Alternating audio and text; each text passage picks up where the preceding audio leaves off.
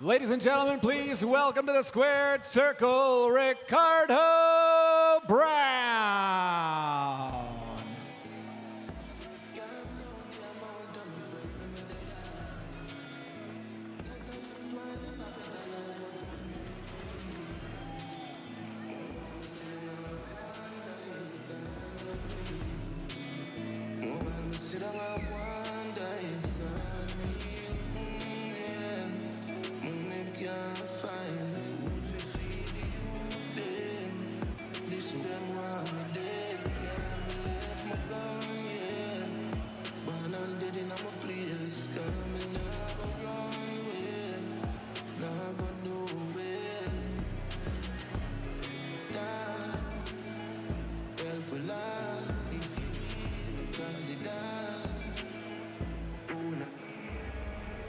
Mesdames, Messieurs, Arslanbek, Makhmudov!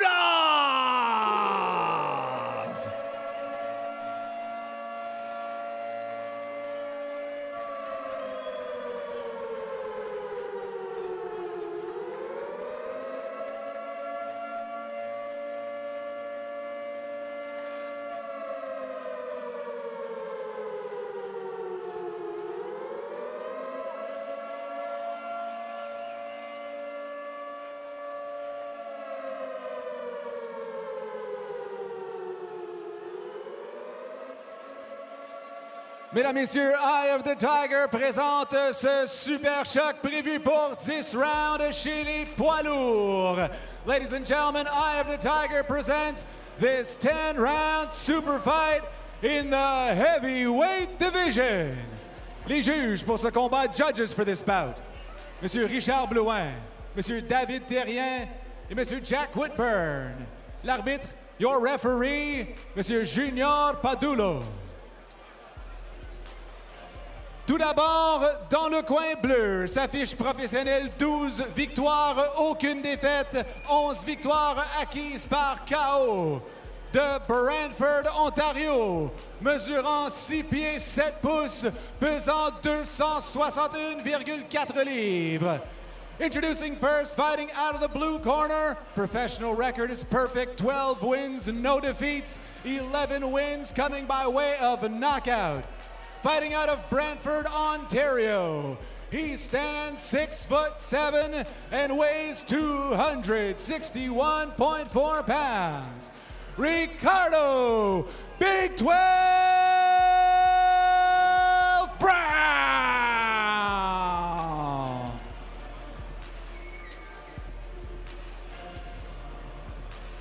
Et son adversaire dans le coin rouge s'affiche 19 victoires, seulement 2 défaites, 18 victoires acquises par KO.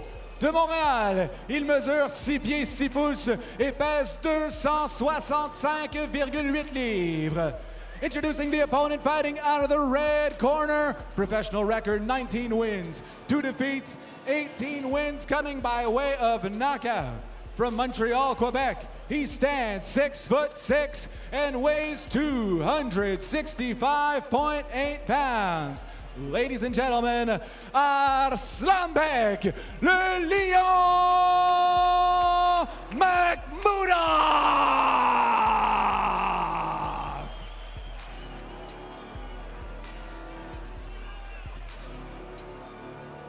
Okay, boys, I know your heads are above the clouds, but you got to stay grounded tonight. Obey my command at all times. Protect yourself at all times.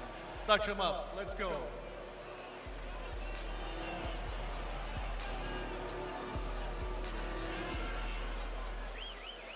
Six-year-old, 6'6" versus 6'7". These are giant guys. Arslanbek Makhmudov with the reach advantage.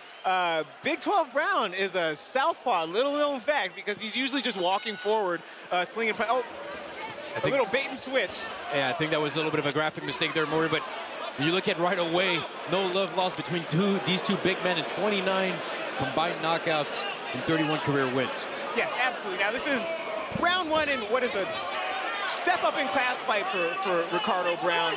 But for Arslanbek Makhmudov, this might be his last chance to put his career back on the trajectory. Huge right hand from Ricardo Brown.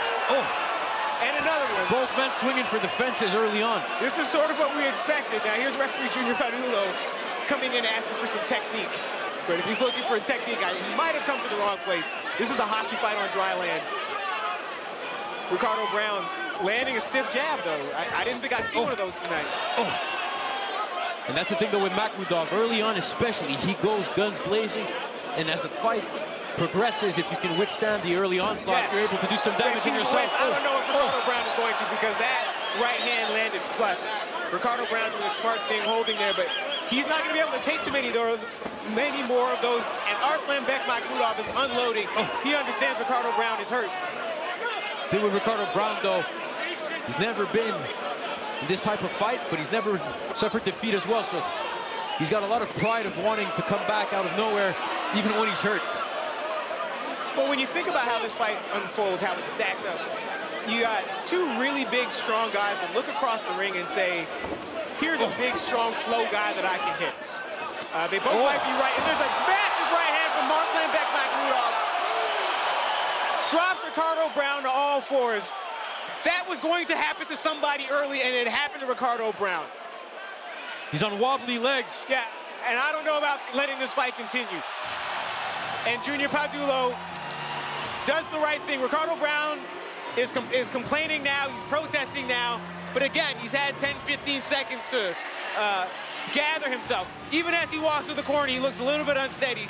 And if you cannot stand up straight, a referee cannot in good conscience send you back across the ring to face a guy who hits as hard as Arslanbek Makhmudov does. And the first show of sportsmanship all week between the two men who... But look, I think some people tuning in at home, Morgan, I know what you're saying, but they're going to have some followers here are going to look at that and say it's a premature stoppage. Yes. Now, does that mean they're accurate? I'm not saying they are, but you're going to have some people who want to see more in the first round, even though it might have just ended even bad or even worse position for Ricardo Brown. Some boxing fans think every stoppage is a premature stoppage until you carry that person out of there on the stretcher. But look at this. And you also have to keep in mind the two people we're talking about. One of the hardest punchers in the division, whatever you think Makhmudov's shortcomings are. Overhand chopping right hand to the jaw. And you see there's already a lump behind the ear of Ricardo Brown that was suffered earlier on in the first round. And honestly, the only thing that broke his fall was the rope. If that had happened in the middle of the ring, he would have crashed face first to the canvas, and there is no getting up.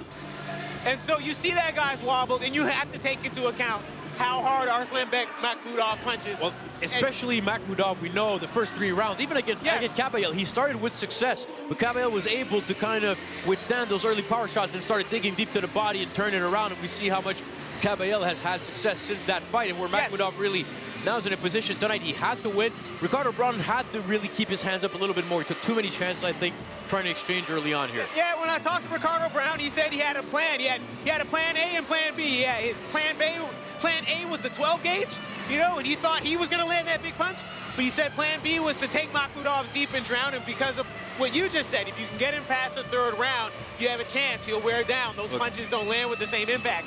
But first 6 minutes of any fight, Arslanbek Makhmudov is dangerous. He's short on skill, short on craft, short on nuance, but he does what he does. He wants to come forward, put those lion paws on you. When he puts those paws on you, man, it is trouble. And that's why he's going to continue to get opportunities, because he's an exciting fighter, but technically flawed. But he has one mindset, and it's to go at an attack. But we saw against highly technical fighters like Guido Vianello, or at least more technical, I should say, maybe not highly. That's where we'll have to see if he can improve enough to win those fights. But the technical flaws are part of his appeal, because that also makes him vulnerable. So when he fights, you know that somebody is going to get it. You don't know exactly what it is. It might be an explosive right hand like that. It might be a boxing lesson, just like Guido Vianello gave him a boxing lesson. But you know, somebody's going to get it, often in spectacular fashion. And look, out of his 19 knockout wins, 16 have come within the first 2 rounds. Exactly. Here's Patrick Lono to tell us some more.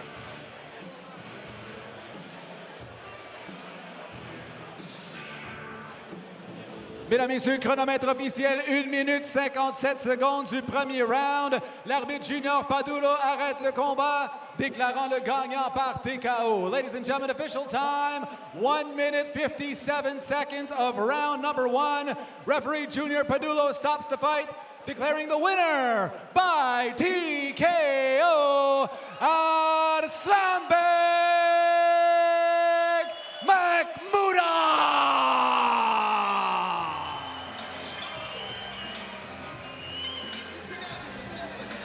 And so, as we were saying before the fight, Matt, I'm not a gambling man, but whatever the over-under was on this fight, taking the under is a smart bet. But for Arslanbek Makhmudov, you have exactly what you want, in the sense that you got the win, you got the knockout, you got it quickly, but you also got the highlight reel, because it's a one-punch KO, putting that guy straight on his face. Again, these are the type of highlights that go around social media quickly. And for a guy like Makhmudov, who really benefited for the first few years of his career of having that reputation, that aura of a George Foreman, Sonny Liston, Mike Tyson type crusher, he gets to rebuild that tonight. I know what you mean by the aura. Of course, we're not talking about the same level of potential championship pedigree, but it's that That's not scary, what we're talking about. That's that scare factor, right? That he was intimidating. What we're talking about is raw power. We're not talking about skills. We're not talking about nuance. We're not talking about a guy that's going to come to the ring with plan A, plan B, plan C. Yeah, that's right. And don't forget, for a while, Morgan, people thought that power and that intimidating aura had fighters beat even before they'd enter the ring, and that's why he was the favorite leading up to the Caballel fight. Yes. But that's where we started seeing a little bit of his technical flaws kind of be his downfall. But here, he's still entertaining. He's still an aggressive, powerful puncher. We'll see what's next for him, but there's entertaining fights to be made. Yeah, absolutely. And the truth is, he's never going to turn into like a Jarrett Anderson style stylist. But as long as he has that power, he is an intriguing guy to watch. And we will be back. Let's bask in the afterbuzz. We'll be back in 2 minutes.